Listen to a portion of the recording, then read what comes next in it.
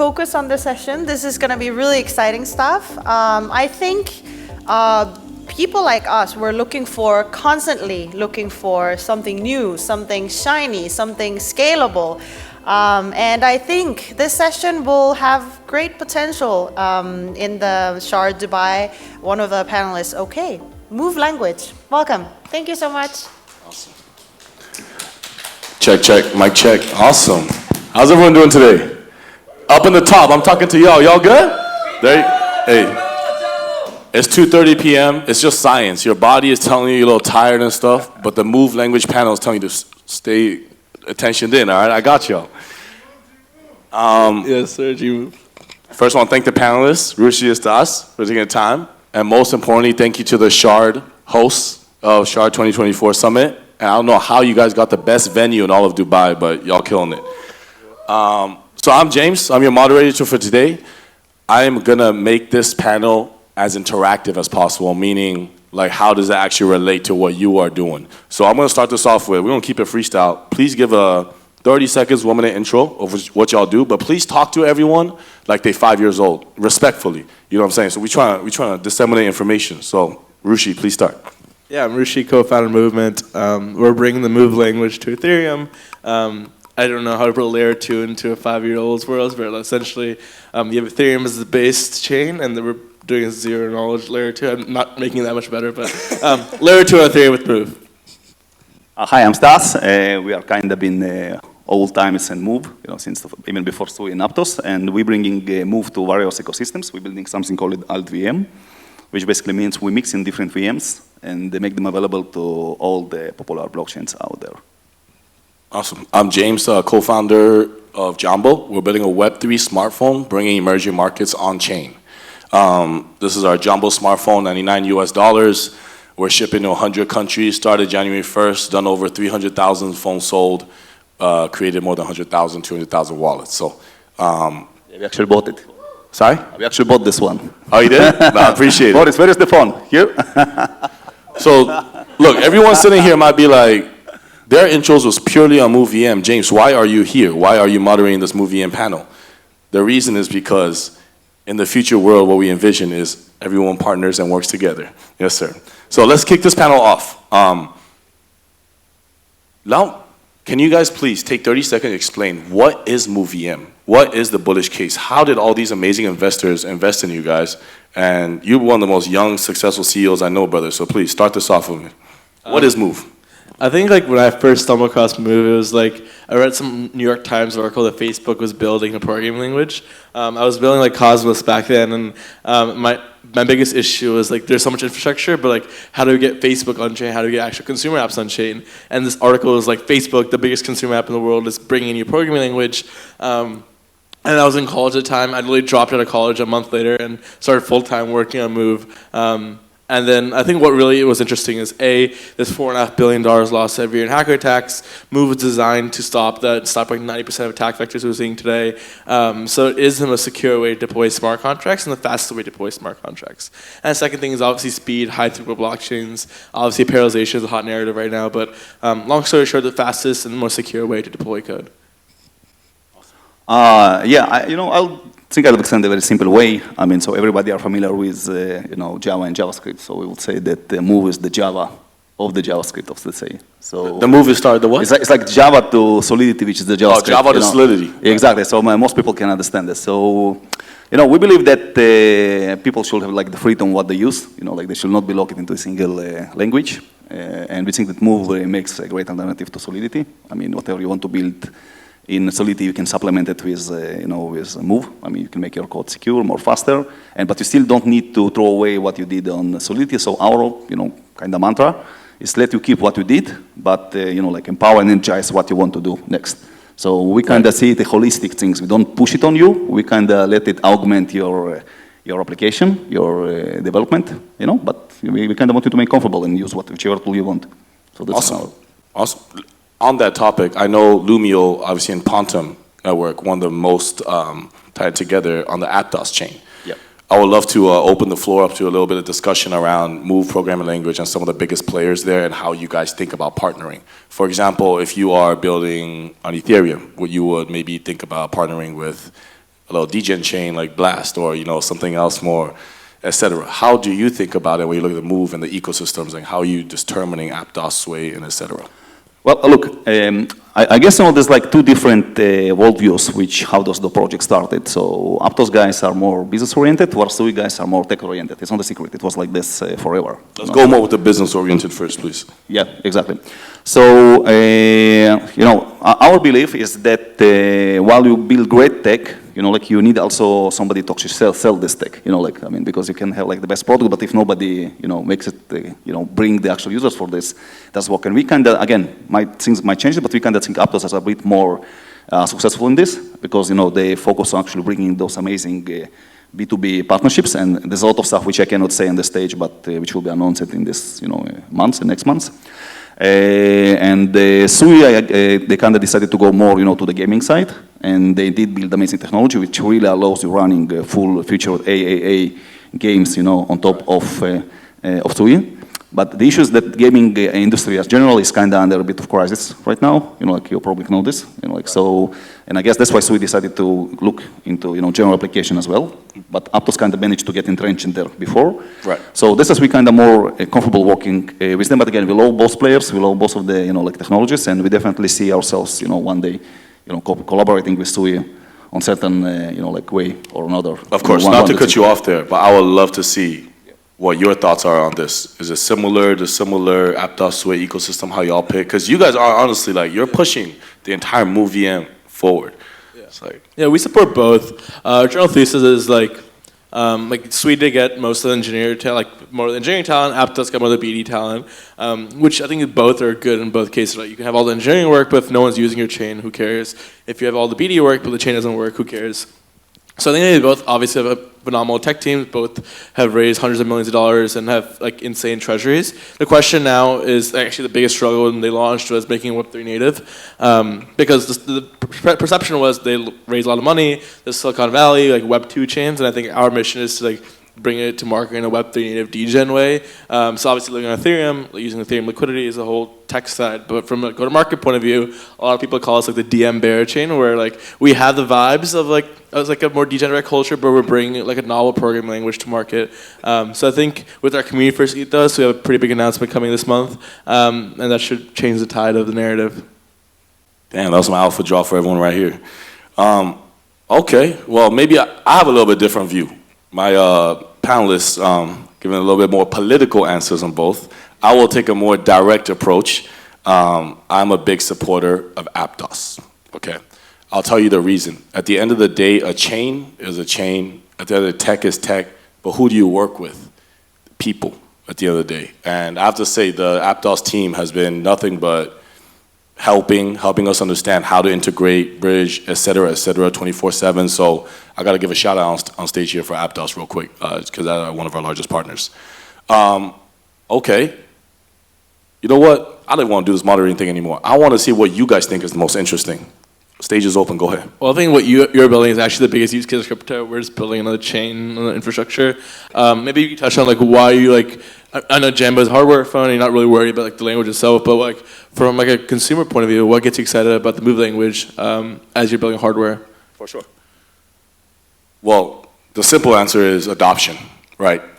There's just one word that literally from the moment we started the company in 2021 till today that rings true, and that's the entire DNA, distribution. That's it. The phone is $99. I will bet some of the hoodies and shirts y'all are wearing in the room today is worth more than $99. I'll tell you what the phone does. You can play PUBG, Fortnite, no lag FPS games. So don't worry about the specs of the phone. That's what we took 1.5 years to build out supply chain. But what the phone really does is, if you think, oh, a smartphone with the widest distribution will be the winner of Web3, then why isn't Apple, Samsung, or any of the top 10 smartphone companies?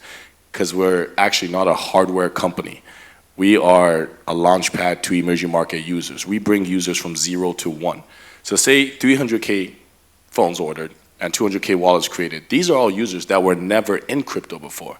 Our top 10 largest markets right now, Brazil, Argentina, Philippines, Nigeria, Kenya, etc. When we started Jambo, even you look at our marketing, a lot of it is around Africa. Because personally, I grew up in Africa. My family's third generation African, grew up in Congo. But ethnically, I'm Chinese. Where's the hardware center in the world? China. Where's the hardware center? China, Shenzhen, across the border from Hong Kong.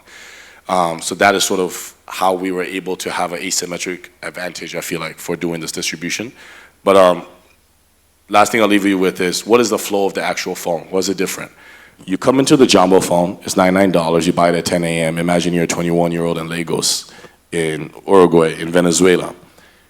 You make your Jumbo account, your multi-chain wallet. That's only one of the 15 apps, questing platform. It tells you what to do in the other 14 apps, right? You got Matrix Fire, 1 bill FTV token. You get to level 5 FPS game, you earn Matrix Fire tokens. Goes to your multi-chain wallet. We provide you the off-ramp in 107 countries right now. So it's a 0 to 1 from onboarding crypto to off-ramping, and that is sort of what we think about. And Move is obviously super important for that, because in the future, we're working with a few of the platforms and chains that work with it. So for sure, appreciate the question.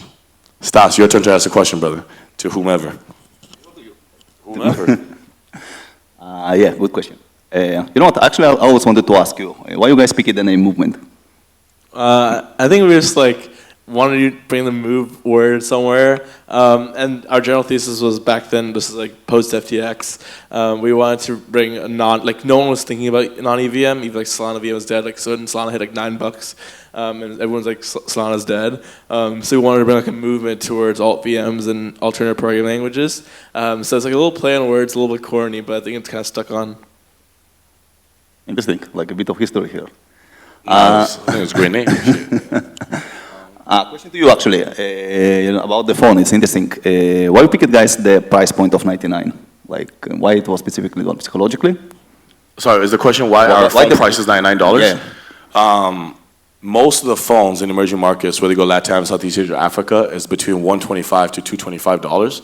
And the interesting thing is actually, people think that in Africa or Latam, the 4G and networks are not as developed because it's an emerging market.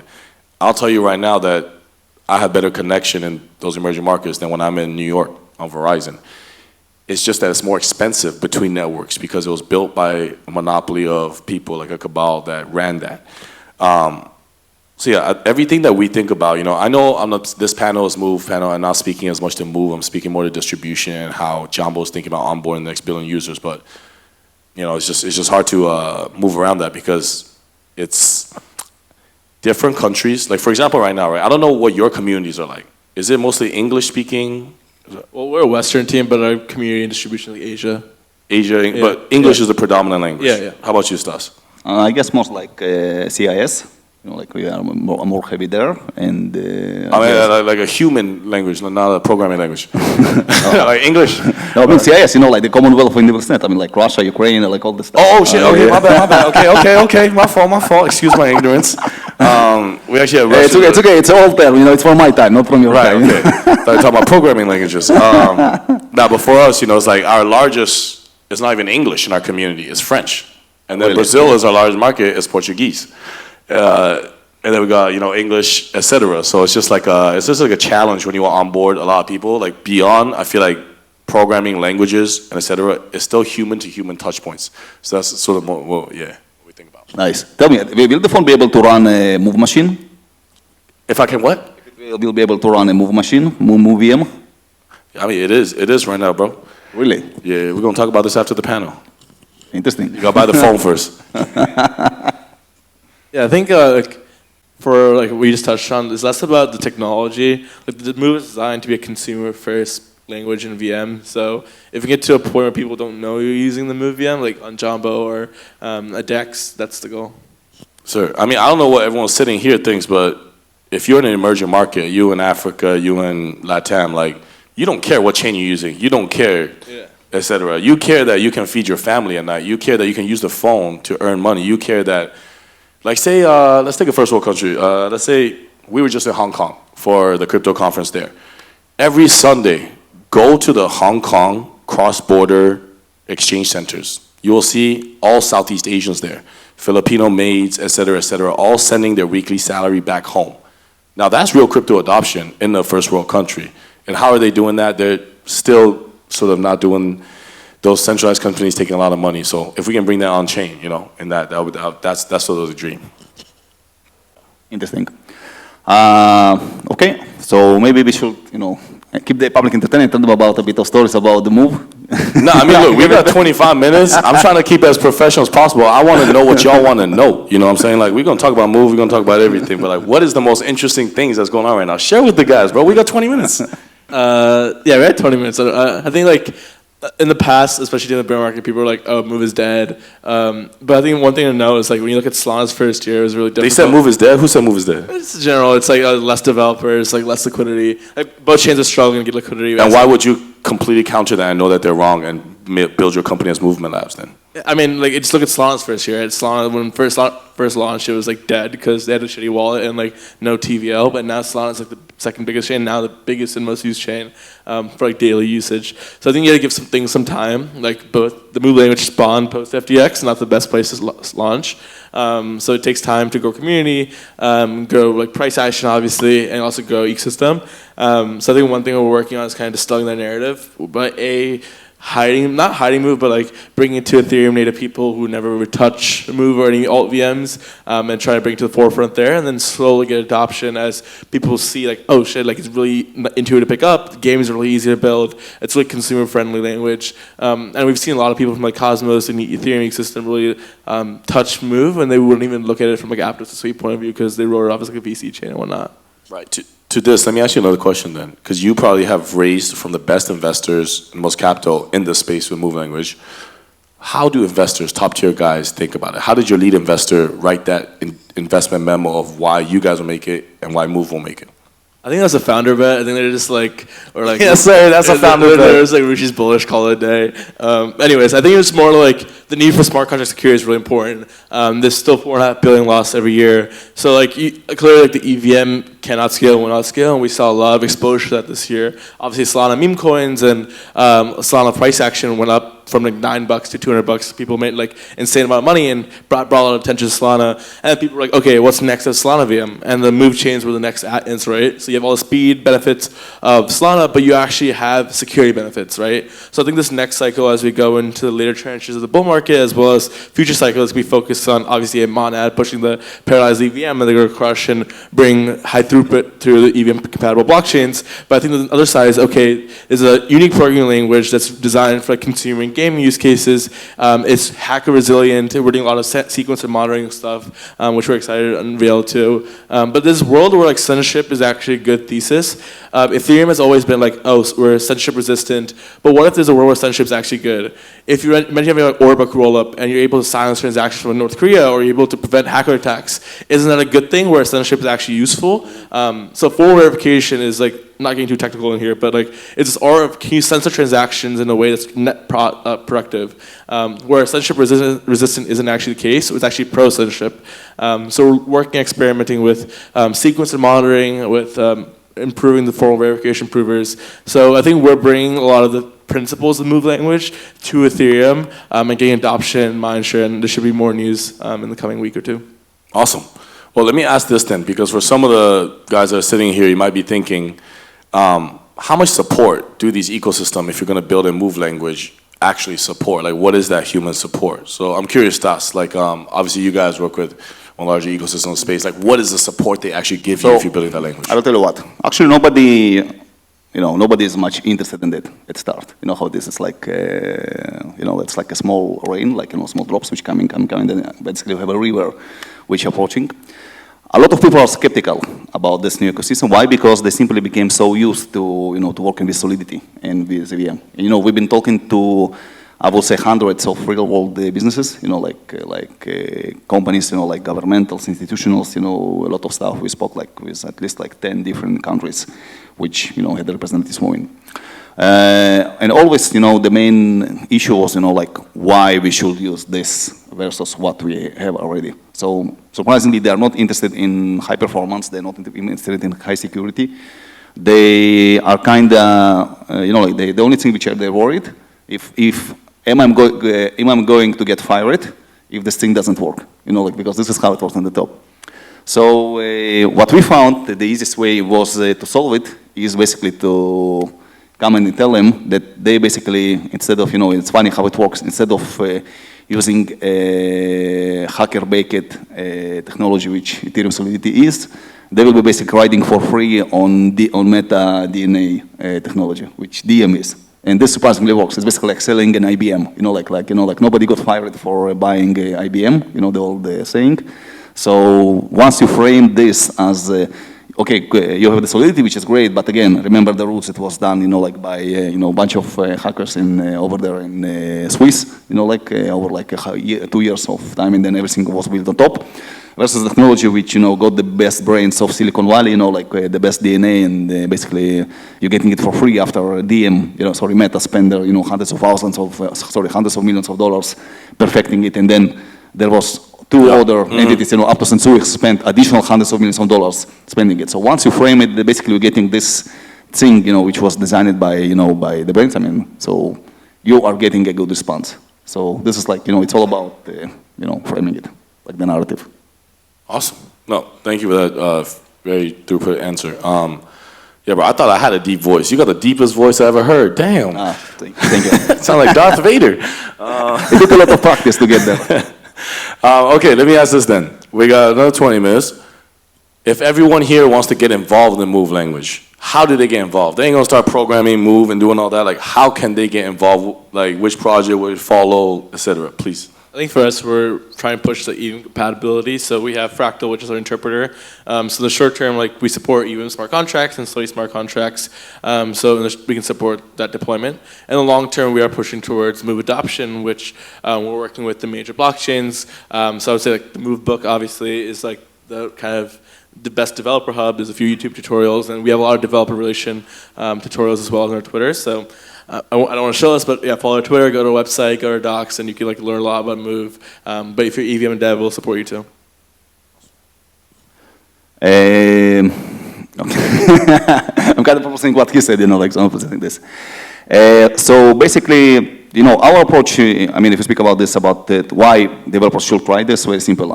We kind of come in this in a very bit, we're working on this from the point of, I would say, maybe a bit of fear mongering.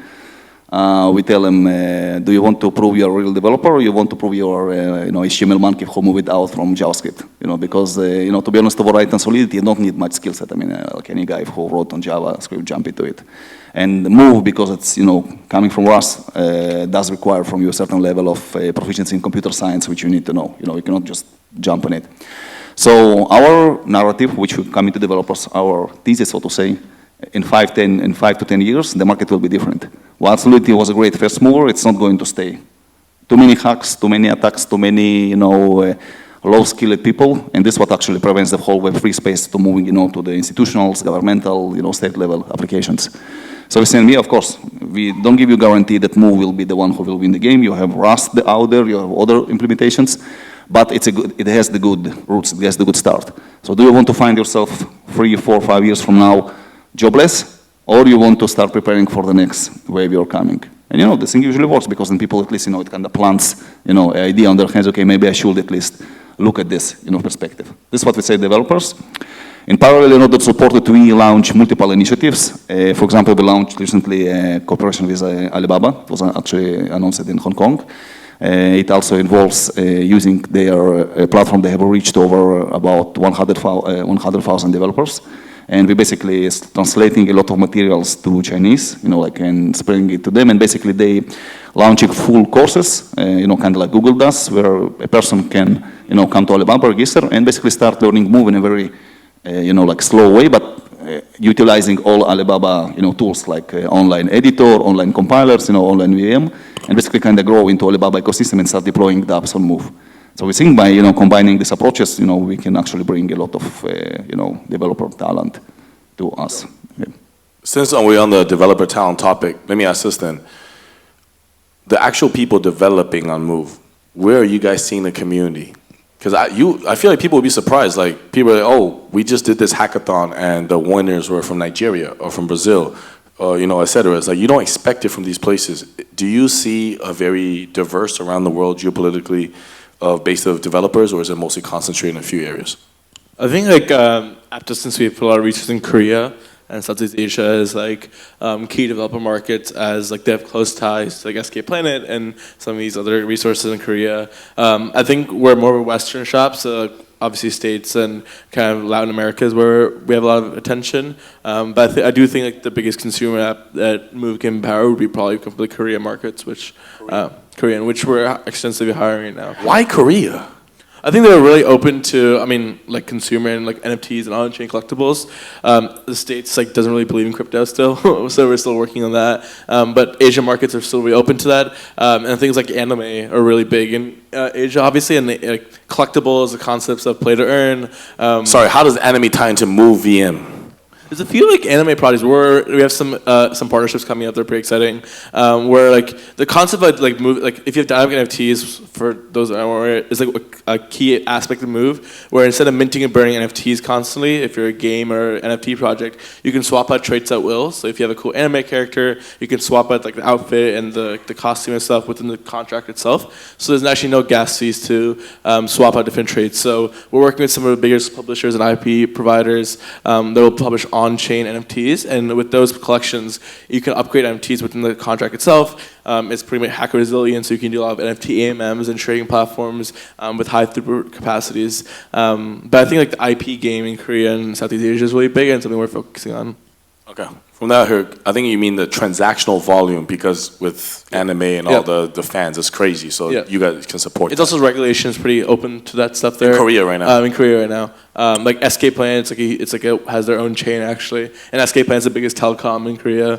Damn, SK has their own chain? Yeah, it's on actually on Avalanche right now, which is interesting. Awesome. Okay. Stas, I don't know how you feel about this.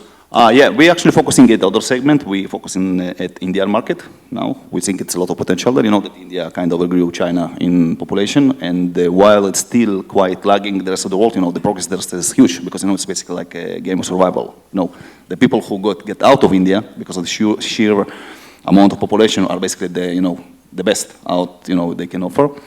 And we kind of keen now on partnering with a lot of projects. For example, I think I told this to Sharding guys, we have a very nice cooperation going together with Chingari. Chingari is like the TikTok of India. They replaced it after TikTok got banned. TikTok, one of the best Web 2 companies in India. Yeah, so basically, yeah, but once TikTok got banned in India, and then several players, local players, came to fill the void.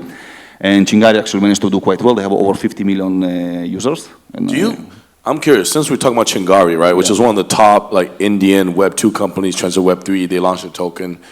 Are you bullish on Web 2 companies with big user bases that are launching into Web 3? Obviously, the simple answer would be, yeah, of course, the big user bases. But how do they get to Web 3? Yeah, I think it's very depends if they change. Can they change their mindset? Because you know, they need. I mean, a lot of them don't understand what is. You know, I mean, look, we've been in touch with a lot of gaming companies, including the ones that been behind big one like Call of Duty, etc. You know, Activision, etc.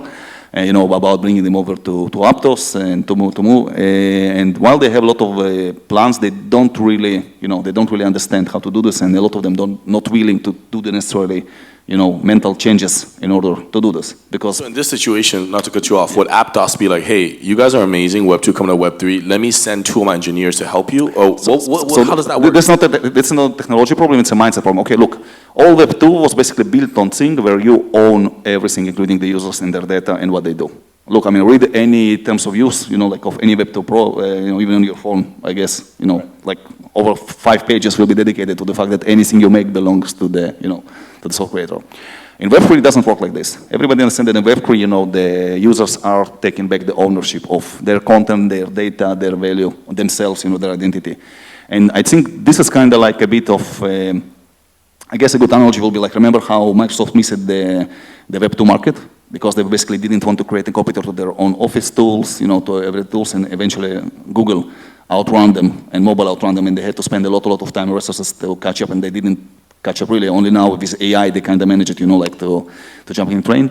So we think a lot of Web2 companies have the same issue. They're kind of afraid to cannibalize their own Web2, you know, like solutions. But they don't understand that if they will not do this, their competition will. Their competition will add Web3 in different, you know, capacities, elements, you know, like ranges, and will start slowly take, you know, their value out. Because, you know, the younger people, you know, the people who come, you know, like the millennials, you know, like, you know, the Z generation, they start to hate it that they are owned, you know, like by the big corporations, and they are looking for the way out. You know, not just that crypto is being first adopted by, you know, by people like, you know, 16, 12, 14, 12, up to 20. And actually a lot of people 30 and down are kind of late adopters, if you think about this. So we basically see the same happening with Web3 apps as well, that the younger people embrace it, and they're willing to take responsibility for holding their own data, holding their own keys, or whichever form we give it to them, and they fully embrace it, and they're willing to take responsibility for holding their own data, holding their own keys, or whichever form we give it to them, and they are keen to jump on, on those solutions and platforms which offer this to them. That's why we slowly will see, we believe that's, the shift of power going out of Web2 applications into Web3. And those Web2 guys who understand this, they will manage and survive, and those who don't, they will eventually fade away, how it happens in history, how it happened with Web 1 as well. So that's what we think. It's more, business and mental rather than technological point of view. 100%. I mean, I feel like everyone even here probably got into crypto for different reasons, whether that's what like for me is like, I went through 2 civil wars growing up in Congo and Central Africa, 3rd grade and 7th grade. And when you leave, what do you bring with you overnight from your home? Like, what do you bring? You bring your phone, you bring a computer, you bring a PS4, it was PS2 at the time. Well, now with crypto, obviously, you don't need to bring nothing. You can just bring 12 private keys stored in your brain. If you can do that, you're good. 2 of my friends sitting in the first row right now, El Salvador, Venezuela. Obviously, the 2 different governments are one's doing way better than the other, right? I don't know if everyone's following what's going on in emerging markets. El Salvador is sort of killing it right now. Venezuela's, coming up. But I just feel like for emerging markets, and when I travel to these places, like I'm traveling 2 weeks to each different emerging market from Latin, Southeast Asia to Africa, it's just very apparent the use case of crypto for these people there. And I'm not even talking about Jumbo and the phone and why we're doing all this, but I'm curious for Rushi, for you, bro. Like, how much do you think about emerging markets and that frontier market? Like, cause we hanging out in Dubai. Last time we met was in Hong Kong with our stuff. That's first world countries. Like, how you think about emerging markets and bringing those crypto users on chain? The thesis of crypto is always banking the unbanked, right? So like for any investment manager, like New York, it's pretty easy to do that. You just like download Fidelity, you can invest in stocks and stuff. But if you're in like underdeveloped areas like Brazil, they don't really have that many investment options. In Korea, not that many investment options. So like crypto actually, there's 2 routes. A, from like financial independence point of view, there's a way for these individuals to deploy assets on chain to DEXs, lending protocols, whatnot, earn APY, use stable coins. So like if you're able to provide finance options to people who didn't have any kind of financial literacy, that's pretty powerful. Second thing is if you can have like stable coins and put them in wallets, or even like holding Bitcoin, ETH, that's a way to escape some of the oppressive governments where in areas of the world where governments aren't the best, they can have the ability to silence, censor transactions, completely take over bank accounts if you misbehave. Crypto's a way out of that where you can put assets completely on chain and not have to worry about a centralized authority if you obviously store it properly. I think the last thing is like payments, right? That's ultimate use case to send money from North Africa to like Bangkok in a second. We're still getting there on the UX stuff, but like ultimately the vision is that you can get a Venmo international and have it on rails where you don't even know crypto is being used. So if you can crack the international payment scene, that would be huge. Awesome. Stas, I guess you already answered that, but if you have anything to add. Yeah, we actually think that the best way to do this is via meme coins. Meme coins? Yeah. Oh, damn. We're taking a turn real quick. This is what like people like, this is what people... How are you involved? Let me ask, how are you involved with meme coins in relation to MoveVM? Well, we actually launched the most popular meme coin on Aptos now. Like Gui? The most popular meme coin on Aptos, this is us, kinda. What's the most popular meme coin on Aptos? Dudu. Oh, okay. Okay, it's not entirely us, it was cooperation with others, but yeah. And we found that our usage surged with that. I mean, basically, it's like became like one of the most popular, for a moment, one of the most popular, use cases for Aptos, not only for us, but in Aptos in general. People just came, traded, and, for example, Chingari, if you're going back to this, launched now a movie, like a dance video about Dudu, which got like over 20 million users, like, for example, like, huge amount of shares, in Instagram and etc. And we see a lot of interest coming from this because people say, okay, how do we can get this? When did you launch the meme coin? In start of the year. Start of the year? Yeah, I did like X200. Obviously, all right. This is that interactive part right here. If anyone on top could just do me a favor. How many people sitting here own a meme coin? Just put your hand up. Yes, sir. Man, we should have talked about meme coins since the beginning. What are we doing out here? No, but that's awesome.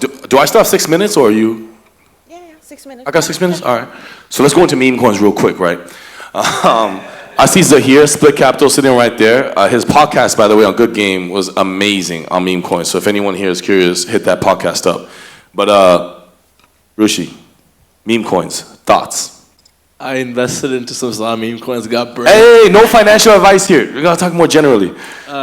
Well, I got burnt on them because I can't trade properly, so I quit. But in general, I think they're NFTs of the cycle. Obviously, it gets people excited. I saw like Jake Paul like cheating into some of these meme coins, and that was a top signal. So I sold some ETH then. But anyways, I think it's like meme coins are good. It brings in people who like don't really care about like the infrastructure, all the ZK provers, or you can call it whatever fancy stuff. I just want to invest into like a random cat coin, and hopefully it goes up. For sure. And not get burnt. From like trading volumes, it brought back a lot of like, it really revived Solana in terms of volume and completely revamped the community there. It makes generational wealth. Ultimately, crypto comes down to can you make people wealth, and there's a lot of wealth generated from WIF and like some of these other big coins. So I think that brings net new positive inflows to the industry. I think like it's also a culture statement, right? Like people want to get degenerate, people want to have fun. That's what NFTs were last cycle, and meme coins is this cycle. And I think we're doing our best to support it. I think the main kind of like serious take from that is people use Solana for trading meme coins and loved it. People were like EVM maxis. If you're doing, you can't do meme coins in Ethereum because like $100 a transaction. If you're putting $200 into every meme coin, like it doesn't make sense to have $100 in gas fees. But so using MoveVM, you can pay less gas fees and do meme coins. Yeah, you can pay less gas fees. You won't get hacked. You have a perfect user experience. And our thesis is, can we bring the Ethereum security and have a move-like experience or Solana-like experience, and not the best of both worlds, such that like you have all the Ethereum benefits in your Ethereum aligned and whatnot, but you have all Solana UX, and you can try to have the best meme coin experience in that. That's what's up. And I mean, look, the reason why I feel like meme coins is a little taboo to bring up in most conferences or with someone you don't know is because it's either people hate it or love it. It's like durian. I don't know if you know the fruit durian. It's like either love it or you hate it. Because if you made money on meme coins, you've been in it early, you love it. If you didn't make money, you hate it. I will say this. I think it's the gateway for onboarding users right now, because they don't have to act like they don't know. They know what modular, monolithic, and all this stuff is, right? Congrats, we know what that means, but they don't know what that means. They don't need to know what that means to come into crypto. That's the idea. So I'm very glad that you say MoveVM can actually help people do less. You know, what's the North Star for you in transaction fees? Is it less than 10 cents or 1 cent? It'll be less than 5 cents. Right? Less than 5 cents. All right. What you doing right now? What you doing right now? We're on testnet, so like you don't have mainnet fees yet. What you expecting for mainnet? I think we're gonna hit like 6-7 cents a transaction. And how does that compare with all of the other? It's like half the price. It's like a quarter of the price of Base, because we have parallelized VM on top of Ethereum. So like Base is good to use, but it's like the withdrawal time is still 7 days. It's still like a pretty slow experience. The biggest thing is congestion. So because Base is one thread, if you have like a crazy event, like a meme coin craze, it literally shut down Solana, but on Base it will go down within like 3 hours. If you look at descriptions, every L2 tapped out 100 TPS, so it simply can't scale. So bringing multiple threads to execution, which means like you can do multiple different apps. Each thread is its own app essentially. So let's say for example you have one thread that's going crazy, the gaming app, you have another thread that's like a meme coin dex, and like you have Aave on another thread. There's different user experiences, while on Base, it's just one thread. So if like a meme coin dex is going crazy, Aave is unusable, which is what happens in Ethereum. So with the parallelized VM, if you can have multiple different use cases, so you don't need to have L3s, L5s, L6s, you just have L2 and that's it. Right. We got 2 minutes left, but exactly what you were saying is, when there's no congestion, when no one's using the network, everything is cheap. But when everyone is trying to, if this is the bull market, like tomorrow Bitcoin goes 100K, everyone's transacting, buying ordinals, whatever, you're saying MoveVM prices will not go up, Base might still have more congestion. Yeah, it'll stay stagnant. That's the point of having localized fee markets. I think everyone's like shitting on Solana for going down, and my counter argument, it's like people are using it enough to go down. Like most of these random L2s, there's EVM forks, don't get used at all, so that's when they're not going down. If there's 3 users on it, like congrats. How many chains do you think have been tested, that they've been tested, like there's been transactions? I think you have Ethereum, yeah, like Tron, Solana, Base to an extent, Arbitrum. There's like less than 10 chains that have actually been tested. Damn. Facts. And like a lot of these VCs fund these chains and don't use them, or like, even the founders themselves don't use their own chains. I have many such cases of that. Okay, awesome. Everyone, we're wrapping up to the last minute. There's been a lot of alpha already, and I don't even like to ask these kind of questions because no alpha gets dropped like this, but If there is something you guys would not mind sharing, some alpha for everyone here, please do. Everyone took their time this afternoon. Give some alpha. Come on. April 25th, we should have some good news. Probably the biggest move fundraising in recent history. Oh. I see you, boy. Stas, please top that off. I'm kidding, go ahead. No, we are much more modest on that. We have some stuff upcoming, like some very big partnership. I guess you can call it like, very unusual level partnership. So it's going to get live, but that's the most we can say at the moment. Well, look, I appreciate you guys' time. Thank you so much. Thank you guys. Cheers.